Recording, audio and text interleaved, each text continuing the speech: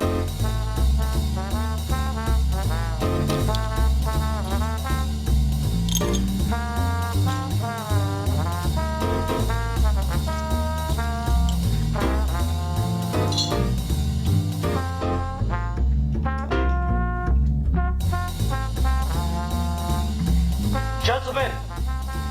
the time has come once again to discuss things.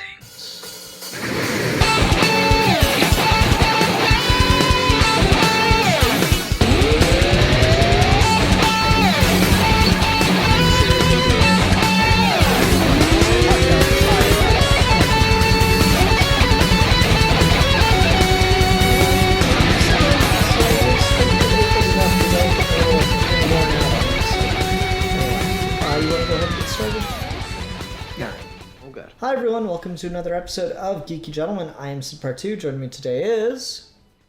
A geek for fun. Indeed. And today we are continuing Geeky Gentleman Comedy Month with a review of the so infamous, perhaps, Sonic Shorts from the Sonic Paradox channel on YouTube, which I'm pretty sure is just like a collection of old Flash animations from Newgrounds, or at least it might start that way, if I'm thinking about the timeline of this correctly, given that the first video is over 10 years old.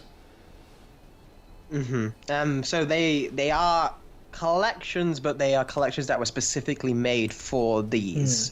So they are collaborations where a group of artists from different places, and as the series goes on, they get more and more and more as they got bigger and bigger and bigger. Basically, send like submissions in of just make a Sonic short, make it like a thing, and then they collect them all and they post them. That's why like the art styles are so varied and the qualities are so varied, and just seemingly there's no thematic through line. But as you watch more and more, you see some artists stick around, some don't, some get some new in. So yeah, it's one of those big, almost like your Action Comics 1000, but for Sonic, of where they just get sometimes they actually do get some big name Sonic artists just to go crazy and be featured. And back in the Newgrounds days, it was one of the best ways that people would get that exposure, because like again, YouTube still wasn't what it is now, and just being featured on a popular parody was something where, oh, this artist's on here, click on their page, etc., etc. So it's a really good community thing, but also it's a Sonic community thing, so it comes with a lot of wish. Yeah, so I was watching this, and like I've seen these all before. I definitely, as I went through Sonic phases and stuff, and I caught these, and they are pretty damn good. This is going to be a really hard thing to review because we just did the Ninja Sex Party album review, and we were like, all right, let's break it down track by track kind of thing. Some of these are just too short to talk about, like short by short, not necessarily even something we could do episode by episode. So I guess we'll just have to generally talk about them in like a really broad sense and maybe bring up specific examples. But I mean, I had a great time watching this. This is, like I said, probably the second or third time I've been through it. I've revisited some episodes more than others. I think the episode 8 is probably the best one, and it's kind of telling that it's like the last one for a good chunk of time there. Because they obviously came back and did more stuff, but at that point it's like it's a clear break from what it was to what it became.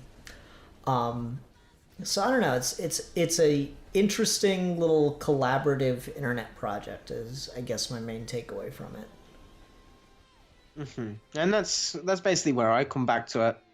The main reason I want to talk about it is because I feel like stuff like this, which are so collaborative and all about exposure, rarely get talked about. People will say, oh, I watched that, but you will rarely see like, okay, but did this work? Was this enterprise good? Did everything play out? How many did the jokes land, etc.? Not necessarily just even just focused on a critique, but just like engaging with the material, seeing if there is anything in this that one out of the 100 shorts is like, oh, did this actually say something interesting about the characters, or was this just so funny because it hit on something else, or was this really weird and maybe says something about the Sonic community, that this was some of the humor that is very specific to this fandom.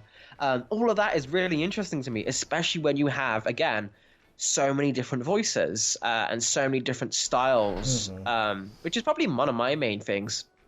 Is Sonic's just one of his biggest appeals, and even like someone who like has a very tenuous relationship with Sonic, Aaron from Game Grumps, likes to point out, is that the best thing about the character is the aesthetic of the world, of the character designs. Like, even whether you prefer classic or adventure, whichever version of Sonic you like, they always look really cool. They always have such a simple, sleek, but instantly recognizable design, from the colors to the poses and so on and so forth. Like, it's a really well done, almost perfect, I would say perfect character design. And so being able to take that base model, but put it through the ringer in terms of different artists, be it from skill, movement, or just detailed character pose, or even when they're just trying to imitate the style of like a show like Sonic X or something, I find like really, really cool, especially as things go on. Did you have any, I guess, just specific moments during this where you think, oh, that looks really cool to see Sonic drawn like that, or that's interesting to see Sonic drawn like that? I mean, I tend to gravitate to the ones that were more polished, because like there's of course different levels of animation to this. There's ones that were clearly just like done up in MS Paint, and then they made like 2 or 3 mouths to just flap, and they're probably fucking like Windows Movie Maker or whatever. Or it's not really animated. It's just it's the crudest kind of animation. So like some of that was kind of interesting to see, and those tended to be the people you saw the least of in these collaborations. Like they were maybe only in one episode. I think my favorite one to see, mostly because of the progression, was the animation style that Webtoon was doing, I think was the username.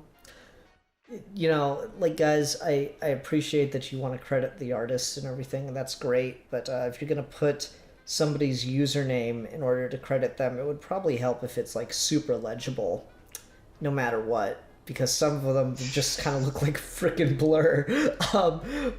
Like, I thought it was just really cool to see the, and I think that kind of goes to just the not necessarily comprehending everything they're doing. Just that like growing creation kind of thing. But I thought Webtoon's designs and stuff, especially as it progressed and you got further and further into it, did look just the best and the most fluid, and I had the most fun with it. I also like the ones that were done with like the Amy Sonic ones, where it's like, oh, first they're having sex, and then Tails is gay, and then the fucking world is following Sonic because he has an electric charge and shit like that. I thought the animation style of that was pretty funny, and again, you get to see it develop. The first episode is pretty bare bones, pretty crude, but it also like plays with proportions quite wildly, which is kind of a necessity because you got to draw like sexy Amy, and the more human she looks, the easier that is to do. So I don't know. It was just interesting to see how that all kind of came together. Definitely. And that also helps, again, having something that is so delved into the internet history, or just part of a long-running collaboration, as you do get to enjoy seeing the creators improve and kind of continue those. Like the Amy one you mentioned is like, that's the one I can think of that actually has a plot. That has all the shorts are connected, and you watch them back to back to back, and it could almost be its own funny analysis of their relationship, which I think is very funny, and the tropes and common things, but the funny, they still didn't top all of those things are just the vector moments in that just kill me every single time. That voice actor that in the 4Kids dub for Vector is iconic, and I'm so sad they didn't bring it back for Generations. Yeah. Then there's like some of the more I mean, it is a lot of just really crude jokes, like, oh, I'm gonna vomit, no sex joke, and da da da da da. But some of the ones that really started to get to me were like the canon jokes about just the character dynamics. Like I really liked the one that was parodying that scene from Sonic Adventure 1 where the robots are bringing Robotnik the frogs, and like none of them did it right. That was a really, really good one to watch for me, particularly because just here's a button where all you have to do is press it and Sonic the Hedgehog will blow up. And it's like, this is useless. I fucking adore that because I can totally believe Eggman would do that. There's just a lot of shit like that. Like the ones that we're talking mostly about canon or things that are directly parodying canon, like the Sonic Says short. I can't believe there's only one person touched Sonic Says. That seems like just an absolute goldmine of comedy to me. Like that could be its own series, just compilations of people doing Sonic Says shorts. Yeah, that surprised me. But maybe I also think that's almost like a good point where you'll have so many different fandoms within Sonic that normally only really like their specific thing.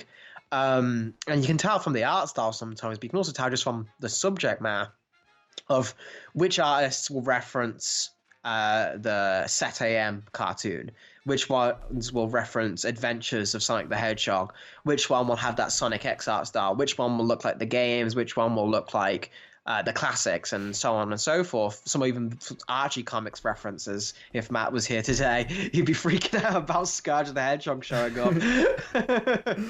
But like all of that stuff, I think is so interesting. Getting to see the hodgepodge. To if someone only ever played the Sonic games, right, and they watch Sonic parodies. What? They'd be so confused with like the 99% of the jokes made here. Like even the ones that aren't as crude, are just like you say, canon things. Sometimes it's just directly to their own specific canon for that franchise. Like, all of that stuff is so interesting to me. Whereas like you get like a Mario thing, and they did a Mario short. Everyone gets the Mario jokes, even if you haven't seen the like even Mama Luigi's kind of transcendent.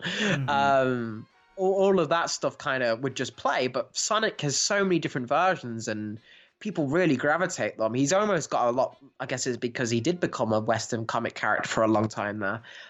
He's got so many different interverse fandoms that are represented here that makes the jokes, which as like once you get into the Sonic lore and they do like the deeper pulls, those really get me sometimes. Or just like you say, the obvious stuff is just looking out the window solemnly, and then fucking Shadow's corpse smashes against it. Like I'm just like, yeah, that's how space works. The gravity of the colony would just grab him.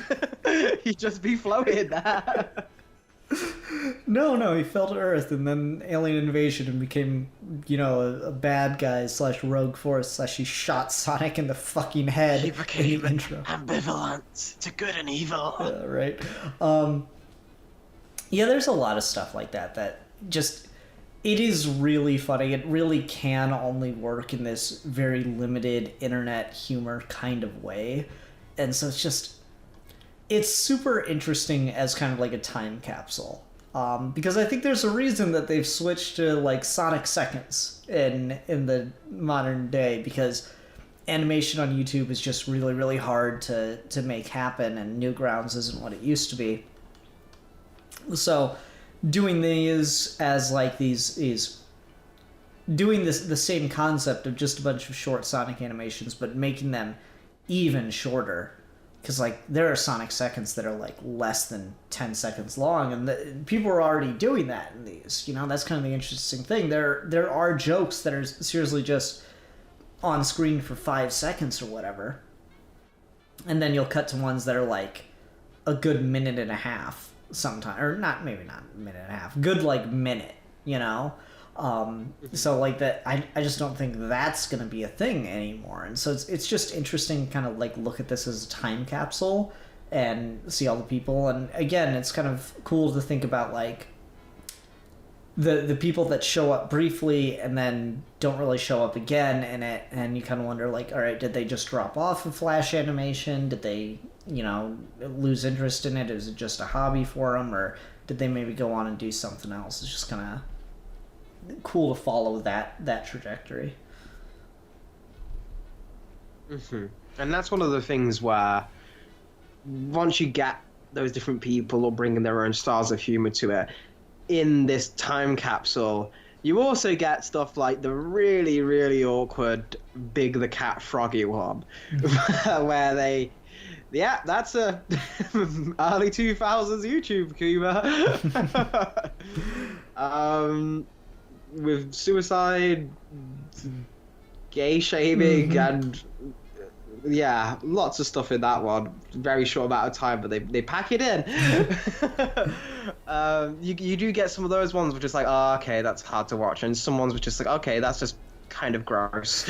That's a Sonic fan just really wanted to draw his feet, apparently. Like parts like that are like, oh, okay, not my favorite, but at the same time, it's like it shows you that they really just let them go free reign with like the prompts. There was no like, oh, this is just everyone just telling you what the when people just got hired as animators. No, this is the animator's humor. This is the personality of that creator, which I think is something that gets harder as YouTube has become harder for animators.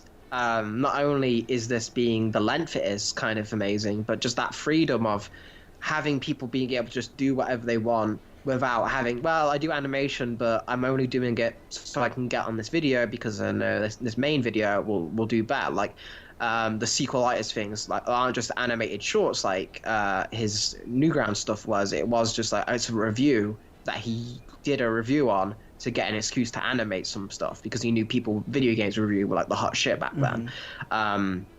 So all stuff like that I think is an interesting thing to do. That I'm curious. Do you think there will ever be another platform or some way where something like this, not necessarily for Sonic, of course Sonic will probably get it because Sonic gets everything. Except good games. Except good games. That's once in a blue moon. It's always the fans who just throw everything on the wall and sees what sticks. You know, like, honestly, I'm surprised that, like, I don't know exactly how it works because I'm an old person. I'm almost 30. I know. Let me tell you about the pyramids sometime. It was really cool to see them go up. But like, I don't exactly understand how it works. I don't know if it has to be like video shot on your phone, or if you're able to upload like fully rendered out and edited videos to like TikTok.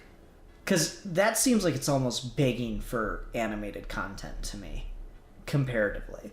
Like, I don't know, like, how the metrics, the money sharing kind of things work on TikTok, if you even can monetize videos on TikTok. But like, just the format, the fact that it's so short, it's so easy, it's meant to just be quick little brief jokes, is much more animator friendly than like YouTube's system is set up to be. Because YouTube like wants you to get hour-long videos that people are going to watch all the way through and share and stuff. Whereas animation kind of became such a rise because of sites like Albino Black Sheep and Newgrounds and Liquid Generations and whatnot in the early 2000s, being that you couldn't really upload video to them because they didn't have like the processing power to really take it and play it very well. But like, animation could work because even if the quality was crap, it was fine because it's animated. You know, the blue pixels getting stretched out on something that's made in MS Paint doesn't really look bad when it's stretched out and compressed back and yada yada. So TikTok occurs to me as like a platform rife for it. I don't know if it's happened on it yet. I don't know if it can, but it seems like a good opportunity for it to me. Yeah, definitely. I think that's something good as well because people will do the same thing they did for Vine, and they will make those compilations of like here's an hour of TikToks and post them on YouTube. So they do basically the same thing. So yeah, I wonder if it is just one of those things where either it's practically impossible or it's just if you're going to be spending that much time on an animation on a TikTok, either you're gonna like Twitter seems to be the place where most people are posting animations and then linking back to like their DeviantArts or your what have yous. Whereas like short videos like that, I don't know. You'd think as well because then they could also post like the progress of it, like the bit by bit as its own individual things. Because people click those all the time, like the Wrath of Nazo fan film that's been developed for like 7 years. He posts just like animatics of what he's working on, and they still get like 500,000 views. So people are in the mood for it, and I'm curious to see if that will be a time where YouTube fucks up 5 more times and it gets progressively worse each time to the point where they just completely abandon it. And we see like a big migration because that is what happened to Newgrounds. Is it was a huge migration to YouTube, and that's what Newgrounds kind of just fell off. So yeah, that is an interesting thing to see. Will this be a herald of the future or a long forgotten past thing? And it's always so weird that it's always these one of a kind internet things always relate to Sonic for some fucking reason. I don't know. I guess it is just the simple designs and the ease of making Sonic jokes just lends itself well to something like this. Yeah, and that's the thing is like to talk more about the shorts themselves specifically. I think the thing I'm most impressed by is to just see the level of quality growth over time because I know for a fact that they've uploaded HD cuts of all of these that are meant for the widescreen, but I purposely didn't pick that playlist. I picked the original playlist of them because there is something endearing about seeing the really low quality flash animation and stuff and seeing it, and it's just its rawest form and seeing that grow because like the first episode's over 10 years old again, and it's crazy to me because like when I found these they were already old. They were like probably 3 or 4 years old at that point, and now it's just nope, over 10 years old, and I'm like, God, that's ridiculous. Like I remember how shocked I was because I subscribed to Sonic Paradox as I was watching the shorts assuming that they were just going to go forever because that's how the internet works.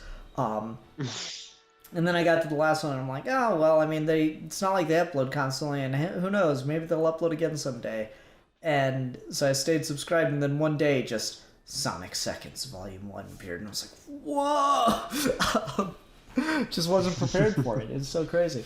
But no, it's just it's fun to see the progression of quality here, particularly from the people that stick around, but just the general quality of it all, because you can watch the people that are only in like the first video, and then you can watch people that are only in the last video, and just collectively the quality of the collaboration just got so much better.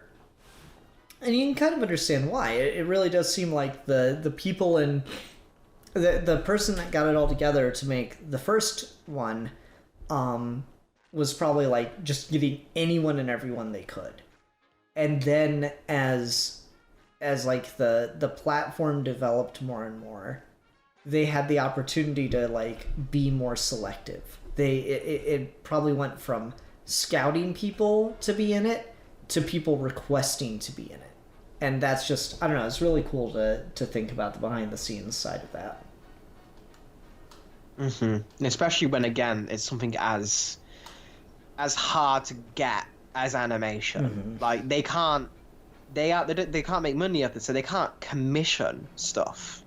They can't be like, okay, we're gonna have a budget to people. This is all people's free time, which it makes it even more impressive, right? This was entirely 8 volumes and more of just a passion project of so many people involved in all of this. Mm-hmm.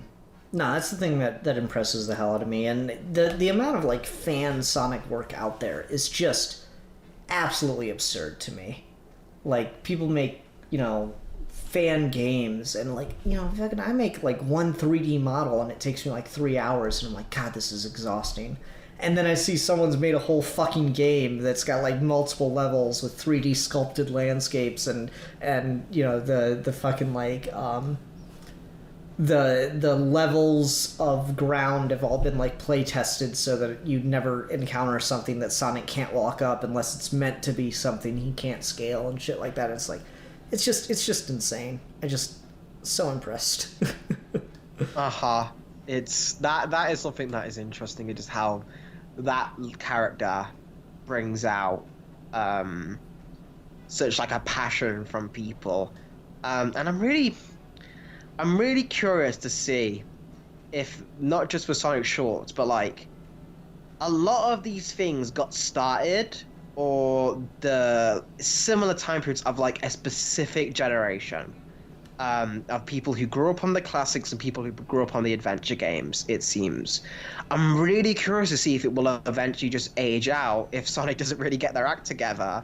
Or maybe you will. Will you be able to tell if someone makes a fan work? It's like, oh yeah, I grew up on Generations, which is like a really scary thing to kind of say out loud. But because it does seem that the fandom has shifted from being fans of the classics and then the new gen, and then fans of the adventure games and the boost formula and like complaining about it. There doesn't seem to have been like a new resurgence of, I mean, maybe we'll see like tons of Sonic Boom fan animations of just kids who grew up on the show. I mean, the comedy there is great. You know, that was another interesting thing to see, is like seeing what got referenced and kind of being able to comprehend when this was being made in relation to that, because like you start out and you've just got like pretty basic general Sonic things, and then like you get what at the time would have been contemporary references to like Sonic and the Secret Rings or Sonic Unleashed and stuff, and it's like, wow, that's so crazy. And then you get to the end of it and you finally get a Sonic Colors reference, and I'm like, oh my god, this went on for so long. No Generations references, or at least nothing that was like incredibly directly obvious from what I found. I don't think a lot of 06. A lot of 06, yeah. It's funny to see how the 06 ones change as the game gets more infamous. Like at first it's like, Silver, he's goofy. Frickin' the game got bad reviews, no. And then it goes to, Silver, you fucked up the timeline, haha, like it keeps going on. And then it just becomes just the kiss, and then all the things that continue to get memed. But when it's current, I actually do kind of prefer the ones which are like specifically about the game, like the everyone keeps mistaking Sonic for this character, or the timeline one is just like, oh yeah, why wouldn't a girl cry after learning her dad died? This is so fucking stupid. What a horrible safeguard. It's just like, yeah, of course that was gonna go instantly fucking wrong the moment she woke up. Like stuff like that really makes me laugh, because again, you the take rest that of bitch that to stuff, like a movie and she's like, all right, is this gonna be a sad movie? Well, maybe we'll just have to see. No, like, you don't understand. I need to know because the Earth depends on this. like that's the saga you want to do. What if we saw Elisa's growing up? How she fucking, that would make her a stronger character. If you had that history of just how she never once cried for her entire life. She's like, you cooking onions in there? Burn down it all. I can't.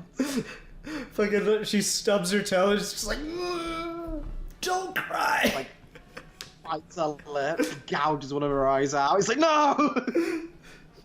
Doctor, I need you to surgically remove my tear ducts. Like, that's some, oh boy. Like, but again, that's something that people have made fun of more and more and more. But like, when you get to, I guess what I'm trying to say is like, I'm surprised at how many of them don't normally go for like the obvious jokes. These do feel like these are fans of Sonic making Sonic fan jokes, not people who heard of Sonic and know the memes making animations. Like a lot of these, some of them are obvious, but then some of them are like, oh yeah, here's a reference to Sonic X, here's a reference to the Sonic Underground cartoon, here's a reference to all of these, here's a reference to Being the Dynamite. Like all of these things are real, like, and those are the one that kills me, and it's only gotten funnier, is the Mighty and Ray stuff in the bar, knowing where that goes. That's such a fucking success story, man. They were at rock fucking bottom. And now they're in Mania, and everyone loves them again. No, that's a really good point. We're getting close to wrapping up, so I guess we'll talk about like favorites. I think my absolute favorite is Sonic and Shadow using Google and just because the world of Sonic fan art. Like, I mean, I think anything has this because I was looking up reference images for your and I's thing. And I was like, all right, well, here comes the fetish images. And sure enough, they were there. And so I'm like looking for non-fetish fan art for a thing. And I'm just like, oh man, thank God we're not doing a Sonic project, because just any time you look up Sonic anything, it just immediately gets very weird. And so just the fucking Sonic and Shadow looking up fan art, they immediately find weird Shadow fan art, and they're like, all right, maybe we can find us like locked in battle. And then just, without seeing it, they just found them fucking just straight fucking. And I love it because it was just like, maybe that's why the Sonic fan community is so like weirdly perverted, is because like people Google, like little kids are Googling fan art and then like finding that, and then that's what they're getting into. So it's like this like repeating cycle. Mm-hmm. It's self-fulfilling prophecy. Yeah, exactly that. It's like, Sonic art is weird. That's so funny. Let's go look it up. Whoa. This better not awaken anything within me. Pretty much. So I really like that one. And then the other one I really liked was the whole creating a Sonic original character was just... Yeah, Sinnoh. Oh, Sinnoh. Sinnoh is great. You see these two things? Balance, reasonability. You ain't gonna fucking need those. Yeah, it's just the gunshot noise effect. It's from fucking Shadow the Hedgehog WoW, which makes that so much funnier. God, I didn't even catch that. It's hilarious. Oh, man. How about you? What were some of your absolute favorites? I feel like probably the most consistent, hilarious character in all of these is Eggman. Mm-hmm. And he's always just a joy, even in the mainline games. But like here, probably my absolute favorites are the storyline of the badniks critiquing Eggman's design. the acting of that, and the fact that the art style is like, it's not the most technically expressive, but like it looks like just the layouts are the same of the classic games. Everything's just the little badniks really pointing out, is like, what are these things on the death egg? These like spiral things. How do you travel with this? You fool!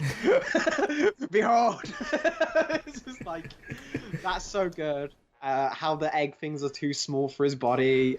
Everything about that is just my favorite, because that again is like, people know that stuff, but those are the jokes people don't actually touch. Is like, if you're fans of the levels and you've noticed these things, like why does Eggman build these things like this? And the reason his character is so good is because I can believe this is a canon conversation because it's so accurate that he would go for this reasoning. All of those are really good. I also quite like the I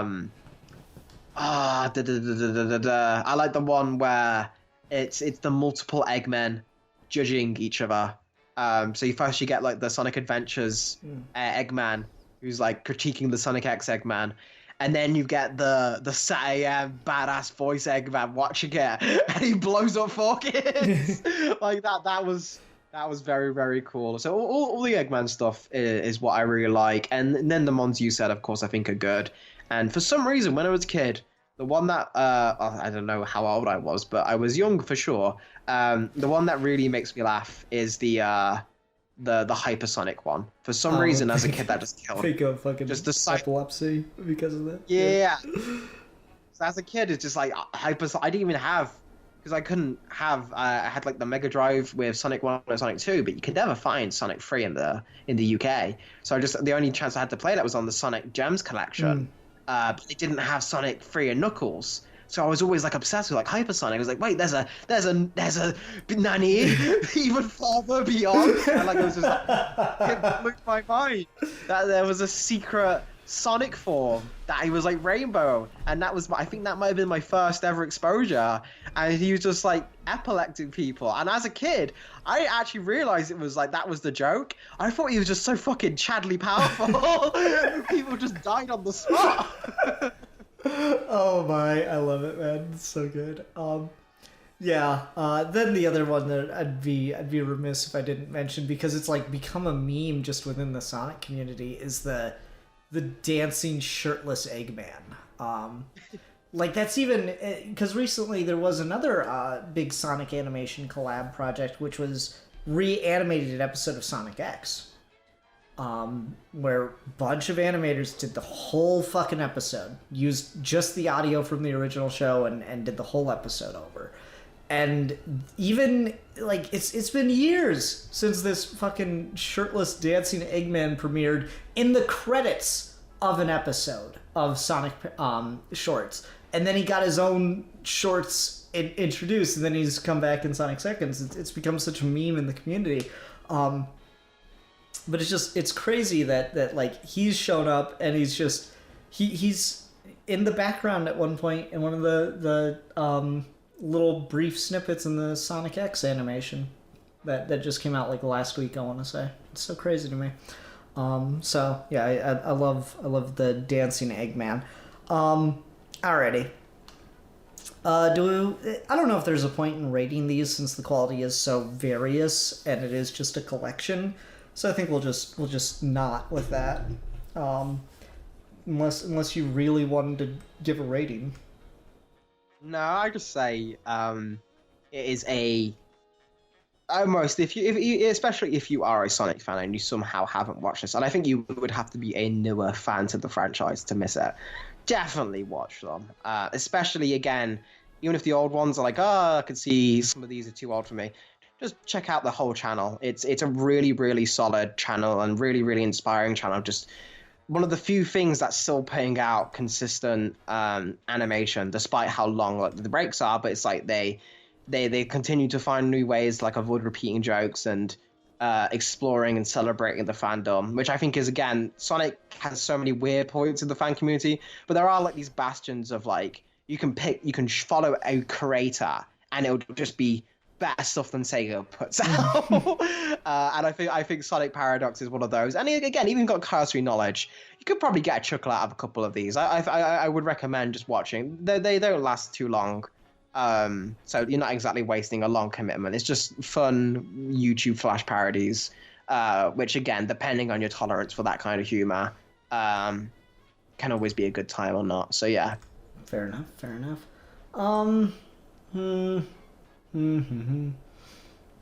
What are we doing next time? Yeah, I don't know. Yeah. I'm looking through my watch later where I've just saved a bunch of fan films that have like kind of sat in perpetuity, and I'm never really sure what to go for. We haven't talked about this character before, so this could be fun. We're going to talk about Daywalker, Blade Origins, Marvel Comics Blade fan film by Hidden Vault Films. Ooh. Yeah, should be good. Everyone, thank you so much for watching. Until next time, I'm the Philosopher. And I am the champion of the oppressed. And we are your geeky gentlemen. And we will be discussing things.